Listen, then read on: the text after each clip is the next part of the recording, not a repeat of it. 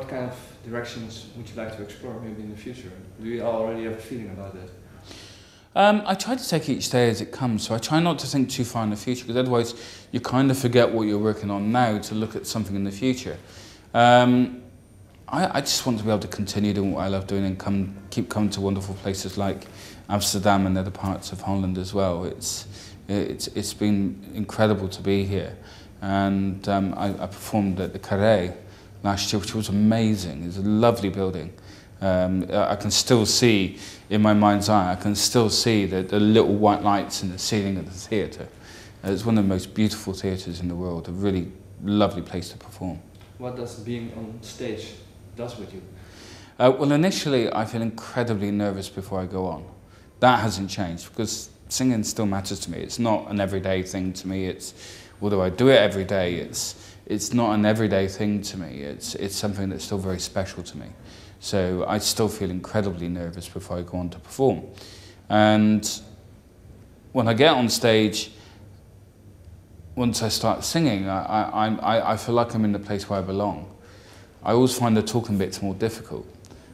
So I try and treat it like I'm around of friends for a few drinks and try and just sort of chat really informally. Because I never have a pre-prepared script, either for shows or for interviews. I've never got a bit of paper saying what I'm going to say, what I'm not going to say, and because I think it's important to be yourself. Do you bring your wife with you to all the shows or to some shows? She comes to some of the shows, and she does come on quite a lot of the trips with me. So it's always great to have her around. But she gets and deserves a break from me from time to time. Why is that? Well, apparently I'm a pain in the neck, but then I'm a husband. That's our nature. Yeah, because how do you keep the balance between your personal life and your life as a musician? Well, I try to do everything the way I've always done them. If I'm going to a meeting in London, I'll get on the train. People sometimes look at me as if I'm a bit odd, because and it's been said to me, so if I was doing what you're doing, I'd be driven everywhere, and I think, well, that's a good way of pouring money down the drain. And plus, if you allow everything to be done for you, you then lose all sense of reality. And so I do all my own shopping. I don't see the sense in paying someone else to do it, and plus, I never shop with a list. There's online shopping, of course, in the UK. You can do your grocery shopping online, but I just can't deal with that. You know, I don't want to look at a screen and say, I love that. That's just cold, you know.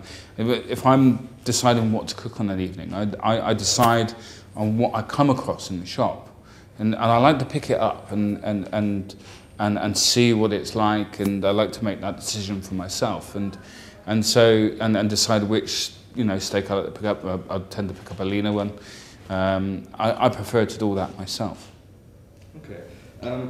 Lately there's a lot of criticism about talent shows because they say it's only about making money with those people that are famous for 2 seconds and then the next show is already starting. But how do you think you made it that far as you are now compared to all the other winners of different talent shows all over the world?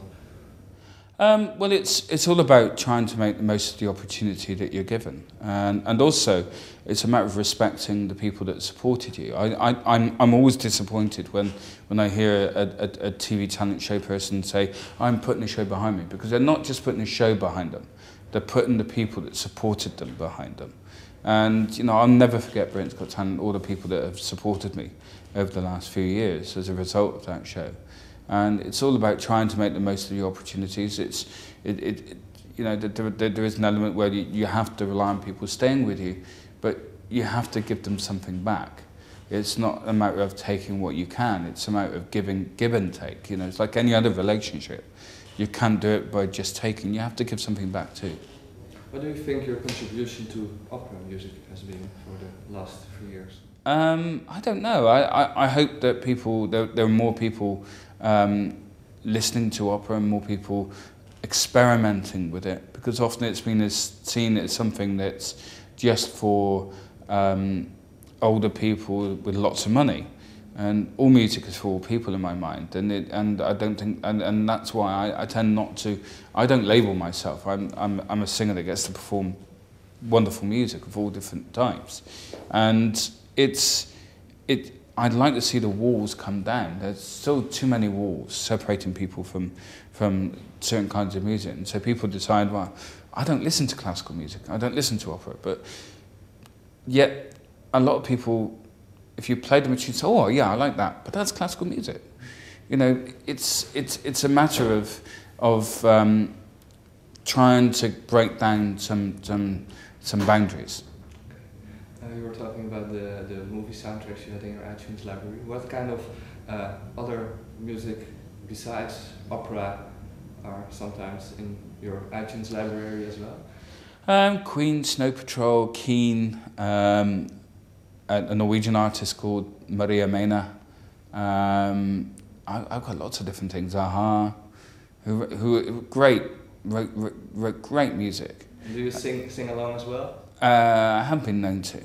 And I used to do Queen and karaoke, but it's a long time since I've done karaoke. I don't think I'd get away with that now. Well, thank you very much. Thank you. Good luck. Thank you.